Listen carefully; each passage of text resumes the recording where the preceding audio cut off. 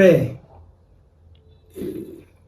la comparution du président Azanahi le jeudi 18 juin devant la commission d'instruction, j'ai eu beaucoup d'appels.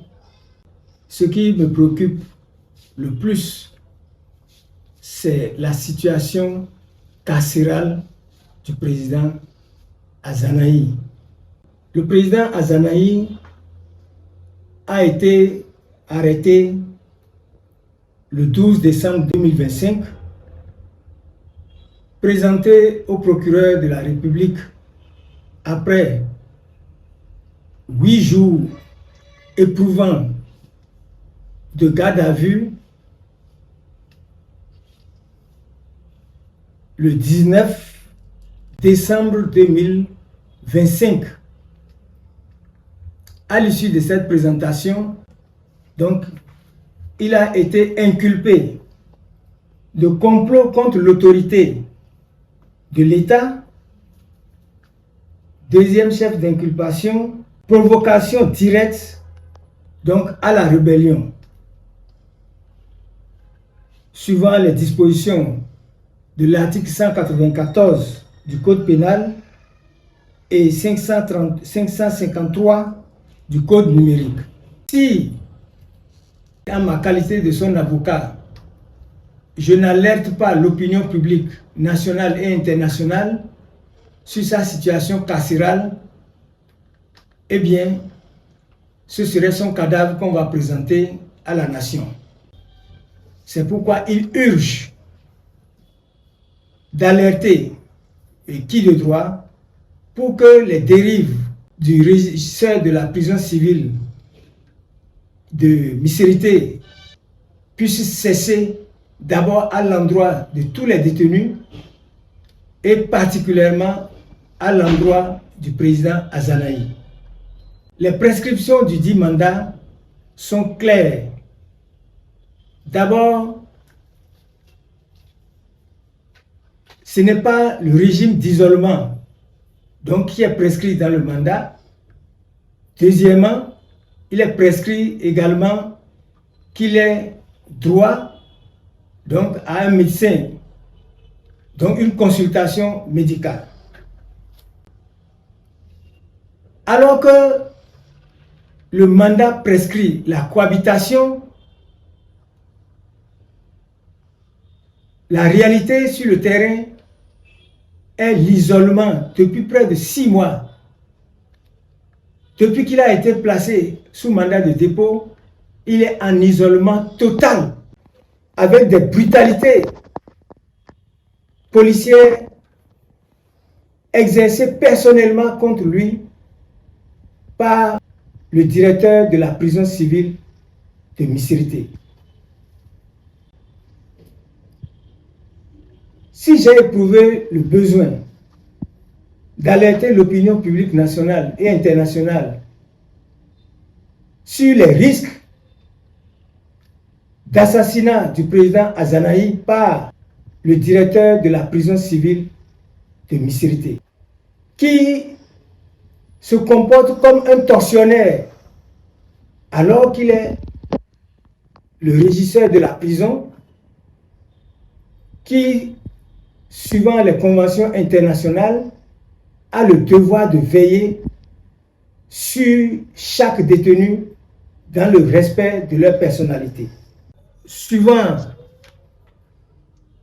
les plaintes exposées par le président Azanahi et remontées aussi bien au garde des Sceaux qu'au procureur spécial qu'à la commission d'instruction,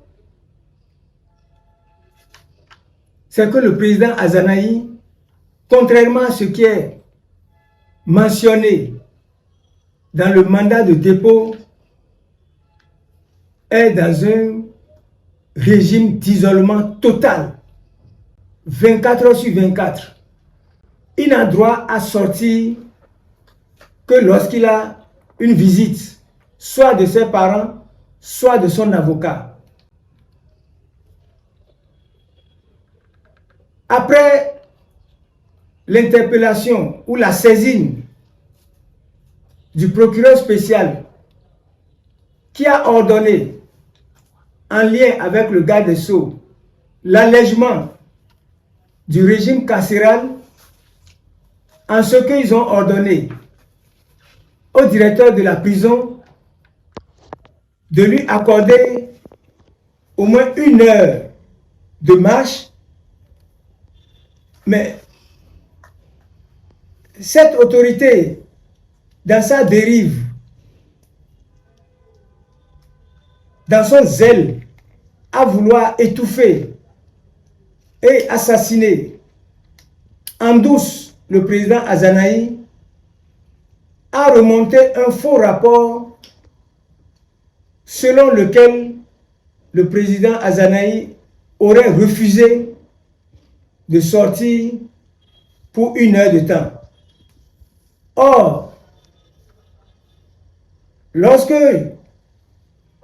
j'ai demandé au président Azanahi que le procureur spécial vous a accordé 1 heure de marche par jour, vous auriez refusé. Il m'a répondu que c'est archi faux, que le procureur, le directeur de la prison, dans son zèle, lui aurait demandé de le suivre à partir de 19 h pour une course pendant 1 heure de temps. Monsieur Azanahi n'est pas un jeune. Il a déjà dépassé la soixantaine. Et c'est ainsi qu'il a refusé donc cette proposition du régisseur de la prison qui n'est en rien conforme donc à ce que le procureur spécial a ordonné. Mieux, dans son zèle, a étouffé et a torturé mon client. Ce monsieur a privé le président Azanahi d'eau pendant plus d'1 semaine. Imaginez, enfermé 24 heures sur 24 dans une cabine exiguë. Et c'est là qu'il doit déféquer, sans eau. Toute réclamation du président Azanahi pour l'amélioration de ces conditions ont été vaines. Les travaux de réfection entrepris au sein de la prison envoient toute la poussière dans sa cabine. Interpellé, le régisseur de la prison a eu du mal donc à le sortir. C'est difficilement qu'il a fait.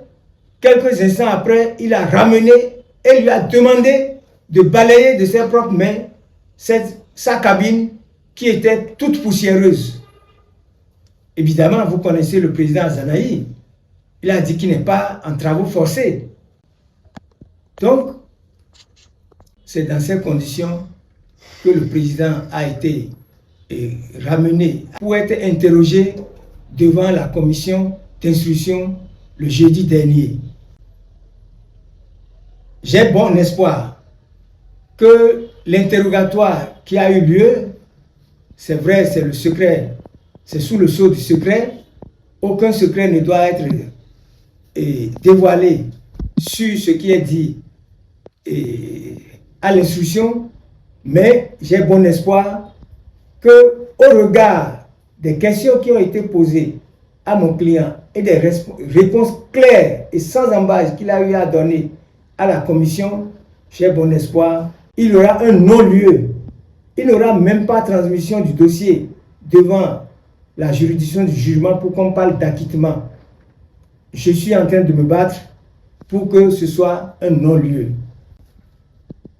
La raille répressive du directeur de la prison ne s'est pas limitée, n'est-ce pas, à mon client, M. Azanahi, mais elle s'est étendue à ma personne en tant que son avocat. J'ai été victime de tracasseries grossières de la part de ce monsieur et je remercie le garde des Sceaux, le président, le procureur spécial et le directeur de la prison qui ont usé de toutes leurs influences pour que, n'est-ce pas, ce comportement du régisseur de la prison civile de Missirité ne se reproduise plus. C'est beaucoup de choses dont j'ai été victime de la part de ce monsieur. Des humiliations. J'ai alerté le bâtonnier de l'ordre des avocats avec ampliation au garde des Sceaux pour que mes droits soient respectés par ce monsieur qui se croit au-dessus de la loi. D'ailleurs, ne l'appelle-t-on pas empereur dans son bon cœur? Donc si les détenus l'ont surnommé empereur, c'est tout dit. C'est pourquoi j'alerte les autorités, à commencer par le garde des Sceaux, le directeur général de la prison, le procureur spécial et toutes les autorités pour que le zèle tendant à la torture des détenus dans la prison civile de Missirité puisse cesser.